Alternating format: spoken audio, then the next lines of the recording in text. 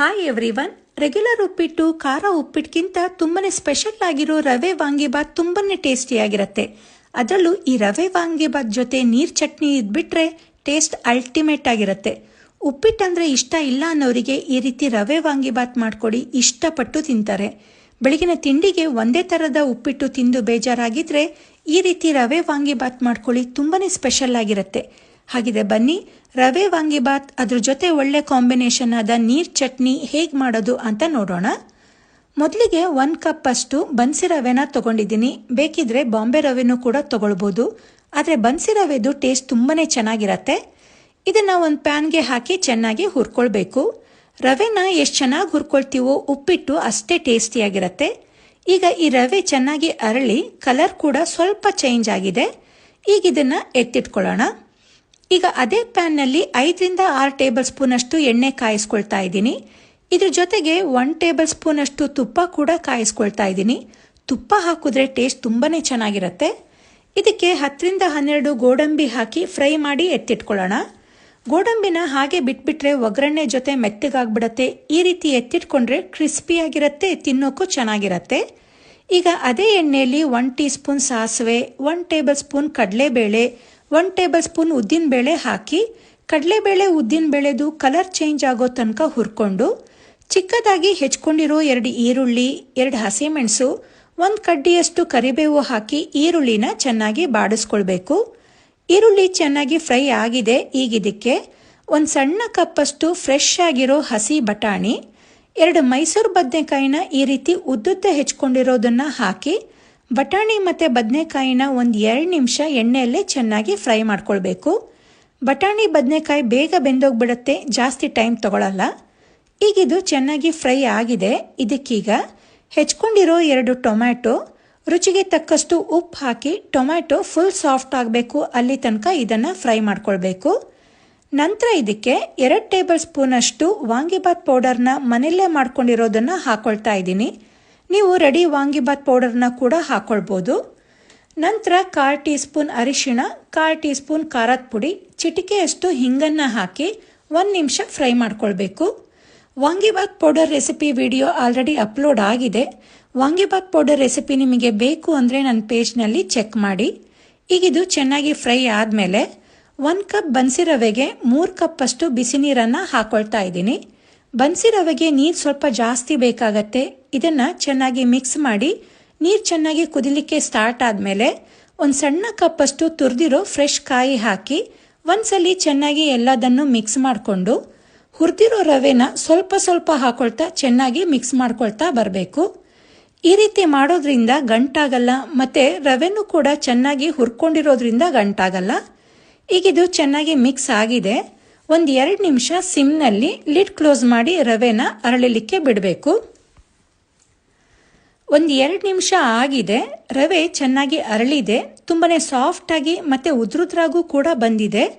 ಕೊನೆಯದಾಗಿ ಇದಕ್ಕೆ ಅರ್ಧ ನಿಂಬೆ ರಸ, ಹೆಚ್ಕೊಂಡಿರೋ ಕೊತ್ತಂಬರಿ ಸೊಪ್ಪು, ಫ್ರೈ ಮಾಡಿ ಎತ್ತಿಟ್ಕೊಂಡ ಗೋಡಂಬಿ ಮತ್ತು ಮೇಲ್ಗಡೆ 1 ಟೇಬಲ್ ಸ್ಪೂನ್ ಅಷ್ಟು ತುಪ್ಪ ಹಾಕ್ಕೊಂಡು ಮಿಕ್ಸ್ ಮಾಡಿದ್ರೆ ತುಪ್ಪ ಮತ್ತು ವಾಂಗಿಬಾತ್ ಪೌಡರ್ದು ಒಳ್ಳೆ ಘಮ, ಖಾರವಾದಂಥ ತುಂಬನೇ ಸಾಫ್ಟಾಗಿ ಹಾಗೆ ಉದ್ರುದ್ರಾದಂಥ ತುಂಬನೇ ರುಚಿಯಾದ ರವೆ ವಾಂಗಿಬಾತ್ ರೆಡಿ ಆಗತ್ತೆ.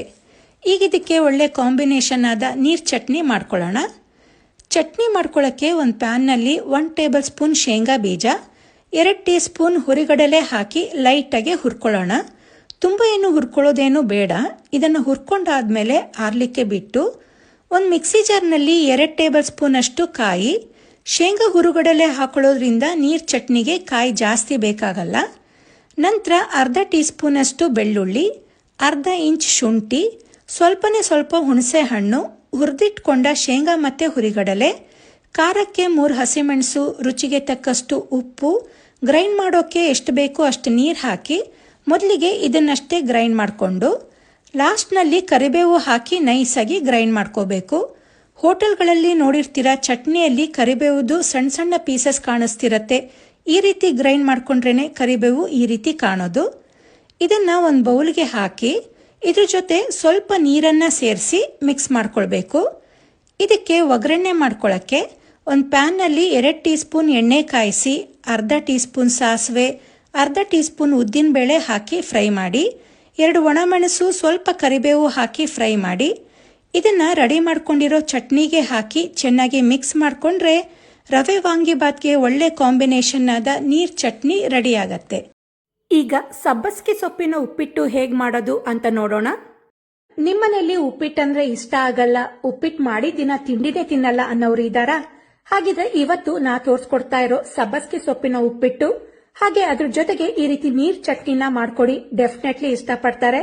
ಬರೀ ಸಬ್ಬಸ್ಗೆ ಸೊಪ್ಪಿನ ಉಪ್ಪಿಟ್ಟನ್ನ ಹಾಗೆ ತಿನ್ಲಿಕ್ಕೆನೆ ಚೆನ್ನಾಗಿರತ್ತೆ, ಆದ್ರೆ ಅದ್ರ ಜೊತೆಗೆ ಈ ರೀತಿ ನೀರ್ ಚಟ್ನಿ ಇದ್ಬಿಟ್ರೆ ಇದ್ದಿದ್ದು ಟೇಸ್ಟು. ಈ ಉಪ್ಪಿಟ್ಟಿಗೆ ಸಬ್ಬಸ್ಗೆ ಸೊಪ್ಪನ್ನ ಹಾಕಿರೋದ್ರಿಂದ ಎಕ್ಸ್ಟ್ರಾ ಫ್ಲೇವರ್ ಮತ್ತೆ ರುಚಿ ಕೊಡತ್ತೆ. ಪ್ರತಿ ಸಲ ಒಂದೇ ತರದ ಉಪ್ಪಿಟ್ಟು ಮಾಡ್ತಿದ್ರೆ ಯಾರಿಗೆ ಆದ್ರೂ ಬೇಜಾರಾಗೇ ಆಗತ್ತೆ.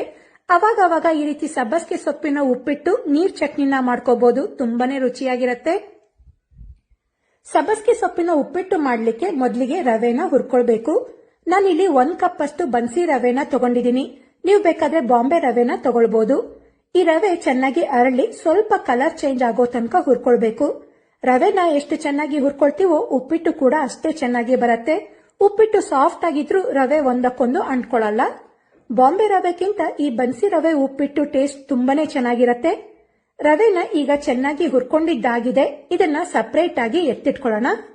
ಈಗ ಅದೇ ಕಡಾಯಿಯಲ್ಲಿ 4ರಿಂದ 5 ಟೇಬಲ್ ಸ್ಪೂನ್ ಅಷ್ಟು ಎಣ್ಣೆ ಹಾಕೊಳ್ತಾ ಇದ್ದೀನಿ. ಬನ್ಸಿ ರವೆ ಉಪ್ಪಿಟ್ಟಿಗೆ ಸ್ವಲ್ಪ ಎಣ್ಣೆ ಜಾಸ್ತಿ ಇದ್ರೇನೆ ರುಚಿ. ಎಣ್ಣೆ ಕಾದ್ಮೇಲೆ ಇದಕ್ಕೆ 1 ಟೀ ಸ್ಪೂನ್ ಸಾಸಿವೆ, 1 ಟೇಬಲ್ ಸ್ಪೂನ್ ಅಷ್ಟು ಕಡಲೆಬೇಳೆ ಹಾಗೆ 1 ಟೇಬಲ್ ಸ್ಪೂನ್ ಉದ್ದಿನ ಬೇಳೆ ಹಾಕಿ ಫ್ರೈ ಮಾಡ್ಕೊಳ್ಬೇಕು. ಕಡಲೆಬೇಳೆ ಉದ್ದಿನ ಬೇಳೆದು ಸ್ವಲ್ಪ ಕಲರ್ ಚೇಂಜ್ ಆದ್ಮೇಲೆ ಇದಕ್ಕೆ 1/4 ಟೀ ಸ್ಪೂನ್ ಇಂಗು, ಹೆಚ್ಕೊಂಡ 2 ಹಸಿ ಮೆಣಸು, ಹೆಚ್ಕೊಂಡ ಅರ್ಧ ಇಂಚಷ್ಟು ಶುಂಠಿ ಹಾಕಿ ಸ್ವಲ್ಪ ಕರಿಬೇವು ಹಾಕಿ ಫ್ರೈ ಮಾಡ್ಕೊಳ್ಳಿ. ಈ ಉಪ್ಪಿಟ್ಟಿಗೆ ಖಾರದ ಪುಡಿನ ಹಾಕೊಳ್ತಾ ಇದ್ದೀನಿ, ಅದರಿಂದ ಹಸಿ ಮೆಣಸನ್ನು 2 ಅಷ್ಟೇ ಹಾಕೊಂಡಿದ್ದೀನಿ. ಇದು ಫ್ರೈ ಆದ್ಮೇಲೆ ಹೆಚ್ಕೊಂಡ 2 ಈರುಳ್ಳಿ ಹಾಗೆ ಇದ್ರ ಜೊತೆಗೆ ನಿಮಗೆ ಬೇಕಾದ ತರಕಾರಿಗಳನ್ನ ಸೇರಿಸ್ಕೊಳ್ಬಹುದು, ಇಲ್ಲ ಬರೀ ಸಬ್ಬಸ್ಗೆ ಸೊಪ್ಪನ್ನ ಮಾತ್ರ ಹಾಕೊಳ್ಬಹುದು. ನಾನಿಲ್ಲಿ ಸಣ್ಣ ಕಪ್ಪಷ್ಟು ಹಸಿ ಬಟಾಣಿ, ಕ್ಯಾರೆಟ್ ಹಾಗೆ ಬೀನ್ಸ್ ನ ಹಾಕೊಂಡಿದ್ದೀನಿ. ಇದನ್ನ ಚೆನ್ನಾಗಿ ಫ್ರೈ ಮಾಡ್ಕೊಳ್ಬೇಕು. ಈರುಳ್ಳಿ ಜೊತೆಗೇನೆ ತರಕಾರಿಗಳನ್ನ ಹಾಕೊಂಡ್ಬಿಟ್ರೆ ತರಕಾರಿನೂ ಕೂಡ ಬೇಗ ಬೆಂದೋಗತ್ತೆ. ಇದನ್ನೆಲ್ಲ ಫ್ರೈ ಮಾಡ್ಕೊಂಡ್ಮೇಲೆ 1 ಕಟ್ಟಷ್ಟು ಸಬ್ಬಸ್ಗೆ ಸೊಪ್ಪನ್ನ ಚೆನ್ನಾಗಿ ತೊಳೆದು ಚಿಕ್ಕದಾಗಿ ಹೆಚ್ಚಿಟ್ಕೊಂಡಿದ್ದೀನಿ. ಅದನ್ನ ಹಾಕೊಂಡು 1-2 ನಿಮಿಷ ಫ್ರೈ ಮಾಡ್ಕೊಳ್ತಾ ಸೊಪ್ಪನ್ನ ಬಾಡಿಸ್ಕೊಳ್ಬೇಕು. ಇದನ್ನ ಫ್ರೈ ಮಾಡ್ಕೊಳ್ತಿದ್ದಂಗೆ ಸಬ್ಬಸ್ಗೆ ಸೊಪ್ಪಿಂದು ಒಳ್ಳೆ ಘಮ ಬರ್ತಾ ಇರತ್ತೆ. ಯಾವುದೇ ಅಡಿಗೆಗೆ ಸಬ್ಬಸ್ಗೆ ಸೊಪ್ಪನ್ನ ಹಾಕೊಂಡ್ರೆ ಎಕ್ಸ್ಟ್ರಾ ಟೇಸ್ಟ್ ಕೊಡತ್ತೆ. ಸೊಪ್ಪನ್ನ ಬಾಡಿಸ್ಕೊಂಡ್ಮೇಲೆ ಇದಕ್ಕೆ ಹೆಚ್ಕೊಂಡ 2 ಟೊಮ್ಯಾಟೊ ಮತ್ತೆ ರುಚಿಗೆ ತಕ್ಕಷ್ಟು ಉಪ್ಪು ಹಾಕಿ ಟೊಮ್ಯಾಟೊನ ಚೆನ್ನಾಗಿ ಫ್ರೈ ಮಾಡ್ಕೊಳ್ಬೇಕು. ಉಪ್ಪಿಟ್ಟಿಗೆ ಟೊಮ್ಯಾಟೊನ ಚೆನ್ನಾಗಿ ಫ್ರೈ ಮಾಡ್ಕೊಂಡ್ರೇನೆ ಉಪ್ಪಿಟ್ಟು ಟೇಸ್ಟ್ ಬರೋದು. ಟೊಮ್ಯಾಟೊ ಚೆನ್ನಾಗಿ ಫ್ರೈ ಆದ್ಮೇಲೆ 1 ಟೇಬಲ್ ಸ್ಪೂನ್ ಅಷ್ಟು ಖಾರದ ಪುಡಿ ಹಾಕಿ ಮಿಕ್ಸ್ ಮಾಡ್ಕೊಳ್ಳಿ. ಈ ಉಪ್ಪಿಟ್ಟಿಗೆ ಹಸಿಮೆಣಸ್ಗಿಂತ ಖಾರದ ಪುಡಿ ಮತ್ತೆ ಟೊಮ್ಯಾಟೊ ಕಾಂಬಿನೇಷನ್ ಒಳ್ಳೆ ಟೇಸ್ಟ್ ಕೊಡತ್ತೆ. ಈ ರೀತಿ ಮಾಡ್ಕೊಂಡಿಲ್ಲ ಅಂದ್ರೆ ಒಂದ್ಸಲಿ ಟ್ರೈ ಮಾಡಿ ನೋಡಿ. ಇವಾಗ ಇದಕ್ಕೆ 1 ಕಪ್ ಬನ್ಸಿ ರವೆಗೆ 3 ಕಪ್ ಅಷ್ಟು ಬಿಸಿ ನೀರನ್ನ ಹಾಕೊಳ್ತಾ ಇದ್ದೀನಿ. ಹಾಗೆ 1 ಸಣ್ಣ ಕಪ್ ಅಷ್ಟು ಫ್ರೆಶ್ ಕಾಯಿ ತುರಿ, ನಂತರ ಹೆಚ್ಕೊಂಡ ಕೊತ್ತಂಬರಿ ಸೊಪ್ಪು ಹಾಕಿ ಚೆನ್ನಾಗಿ ಮಿಕ್ಸ್ ಮಾಡಿಕೊಂಡು ನೀರನ್ನ ಕುದಿಸ್ಕೊಳ್ಬೇಕು. ಈ ಉಪ್ಪಿಟ್ಟಿಗೆ ಜಾಸ್ತಿ ಕಾಯಿ ತುರಿ ಹಾಕಿದ್ರೇನೆ ಒಳ್ಳೆ ಟೇಸ್ಟ್ ಬರೋದು. ನೀರೀಗ ಕುದಿಲಿಕ್ಕೆ ಸ್ಟಾರ್ಟ್ ಆಗಿದೆ. ಇದಕ್ಕೀಗ ಹುರ್ಕೊಂಡ ರವೆನ ಹಾಕೊಳ್ತಾ ನೀಟಾಗಿ ಮಿಕ್ಸ್ ಮಾಡ್ಕೊಳ್ಬೇಕು. ರವೆನ ಚೆನ್ನಾಗಿ ಹುರ್ಕೊಂಡಿರೋದ್ರಿಂದ ಗಂಟೇನೂ ಆಗಲ್ಲ, ನೀಟಾಗಿ ಮಿಕ್ಸ್ ಆಗತ್ತೆ. ಹಾಗೆ 1 ಕಪ್ ಬನ್ಸಿ ರವೆಗೆ 3 ಕಪ್ ಅಷ್ಟು ನೀರು ಬೇಕಾಗತ್ತೆ. ಈಗ ಇದನ್ನ ಲೋ ಫ್ಲೇಮ್ ನಲ್ಲಿ ರವೆ ಚೆನ್ನಾಗಿ ಅರಳಿ ಬೇಯೋ ತನಕ ಲಿಡ್ ಕ್ಲೋಸ್ ಮಾಡಿ ಬೇಯಲಿಕ್ಕೆ ಬಿಡಬೇಕು. ಈಗ ರವೆ ಎಲ್ಲ ಚೆನ್ನಾಗಿ ಅರಳಿ ಬೆಂದಿರತ್ತೆ. ಮೇಲೆ ಸ್ವಲ್ಪ ತುಪ್ಪ ಹಾಕೊಂಡ್ರೆ ಒಳ್ಳೆ ಟೇಸ್ಟ್ ಕೊಡತ್ತೆ. ನಿಜವಾಗ್ಲೂ ತುಂಬಾನೇ ಚೆನ್ನಾಗಿರತ್ತೆ, ಖಂಡಿತ ಟ್ರೈ ಮಾಡಿ. ಉಪ್ಪಿಟ್ಟನ್ನ ಇಷ್ಟ ಪಡದೇ ಇರೋರಿಗೂ ಕೂಡ ತುಂಬಾನೇ ಇಷ್ಟ ಆಗತ್ತೆ. ಈಗ ಇದಕ್ಕೆ ಒಳ್ಳೆ ಕಾಂಬಿನೇಷನ್ ಆದ ನೀರ್ ಚಟ್ನಿನ ಮಾಡ್ಕೊಳ್ಳೋಣ. ನೀರ್ ಚಟ್ನಿಗೆ ಮೇನ್ ಆಗಿ ಶೇಂಗಾ ಬೀಜ ಮತ್ತೆ ಹುರಿಗಡಲೆನ ಹುರ್ಕೊಳ್ಬೇಕು. ಮೊದಲಿಗೆ 1/4 ಕಪ್ ಅಷ್ಟು ಶೇಂಗಾ ಬೀಜನ ಹುರ್ಕೊಂಡು ನಂತರ 2 ಟೀ ಸ್ಪೂನ್ ಅಷ್ಟು ಹುರಿಗಡಲೆ ಹಾಕಿ ಲೈಟ್ ಆಗಿ ಹುರ್ಕೋಬೇಕು. ಹುರಿಗಡಲೆ ಬೇಗ ಫ್ರೈ ಆಗ್ಬಿಡತ್ತೆ. ಇದನ್ನ ಹುರಿದು ಆರಿಸ್ಕೊಳ್ಳೋಣ. ಈಗ ಮಿಕ್ಸಿ ಜಾರಿಗೆ ತುರಿದಿರೋ ಫ್ರೆಶ್ ಕಾಯಿ ಹಾಗೆ ಸ್ವಲ್ಪ ಬೆಳ್ಳುಳ್ಳಿ, ಶುಂಠಿ, ಸ್ವಲ್ಪನ ಹುಣಸೆ ಹಣ್ಣು ಹಾಕಿ ಖಾರಕ್ಕೆ 2 ಹಸಿಮೆಣಸು, ಹುರಿದ ಶೇಂಗಾ ಬೀಜ, ಹುರಿಗಡಲೆ, ನಂತರ ರುಚಿಗೆ ತಕ್ಕಷ್ಟು ಉಪ್ಪು, ಸ್ವಲ್ಪ ಜಾಸ್ತಿನೇ ಕರಿಬೇವು, ರುಬ್ಬಕ್ಕೂ ಕೂಡ ಸ್ವಲ್ಪ ಜಾಸ್ತಿನೇ ನೀರು ಹಾಕೊಂಡು ಫುಲ್ ನೈಸ್ ಆಗಿ ಗ್ರೈಂಡ್ ಮಾಡ್ಕೊಳ್ಳಿ. ನಂತರ ಒಗ್ಗರಣೆಗೆ ಎಣ್ಣೆ ಕಾಯಿಸಿ ಎಣ್ಣೆ ಕಾದ್ಮೇಲೆ ಸಾಸಿವೆ, ಇಂಗು, ಕರಿಬೇವು ಹಾಗೆ ಒಣಮೆಣಸು ಹಾಕಿ ಫ್ರೈ ಮಾಡ್ಕೊಂಡ್ರೆ ಒಗ್ಗರಣೆನೂ ರೆಡಿ ಆಗತ್ತೆ. ಇದನ್ನ ಗ್ರೈಂಡ್ ಮಾಡ್ಕೊಂಡ ಚಟ್ನಿಗೆ ಹಾಕಿ ಮಿಕ್ಸ್ ಮಾಡ್ಕೋಬೇಕು. ಇದು ನೀರ್ ಚಟ್ನಿ ಆದ್ರಿಂದ ಸ್ವಲ್ಪ ಜಾಸ್ತಿನೇ ನೀರ್ ಹಾಕಿ ಮಿಕ್ಸ್ ಮಾಡ್ಕೊಂಡ್ರೆ ಉಪ್ಪಿಟ್ಟಿಗೆ ಆಗ್ಲಿ, ಇಡ್ಲಿ, ದೋಸೆ, ಪೊಂಗಲ್ಗೂ ಒಳ್ಳೆ ಕಾಂಬಿನೇಷನ್ ಆದ ನೀರ್ ಚಟ್ನಿನೂ ರೆಡಿ ಆಯ್ತು. ಸಬ್ಬಸಿಗೆ ಸೊಪ್ಪಿನ ಉಪ್ಪಿಟ್ಟು ಹಾಗೆ ನೀರ್ ಚಟ್ನಿ ರೆಸಿಪಿ ನಿಮ್ಗೆ ಇಷ್ಟ ಆಗಿದೆ ಅಂತ ಅನ್ಕೊಳ್ತೀನಿ. ಇಷ್ಟ ಆಗಿದ್ರೆ ವಿಡಿಯೋಗೆ ಲೈಕ್ ಕೊಡಿ, ಶೇರ್ ಮಾಡಿ, ನನ್ನ ಚಾನೆಲ್ನ ಸಬ್ಸ್ಕ್ರೈಬ್ ಮಾಡ್ಕೊಳ್ಳಿ. ಇದೇ ರೀತಿಯಾದ ಒಳ್ಳೆ ರೆಸಿಪಿಗಳಿಗೆ ನನ್ನ ಯೂಟ್ಯೂಬ್ ಚಾನೆಲ್, ಫೇಸ್ಬುಕ್ ಪೇಜ್ ಹಾಗೆ ನನ್ನ ಇನ್ಸ್ಟಾಗ್ರಾಮ್ ಅಕೌಂಟ್ನ ಫಾಲೋ ಮಾಡೋದನ್ನ ಮರಿಬೇಡಿ. Thank you.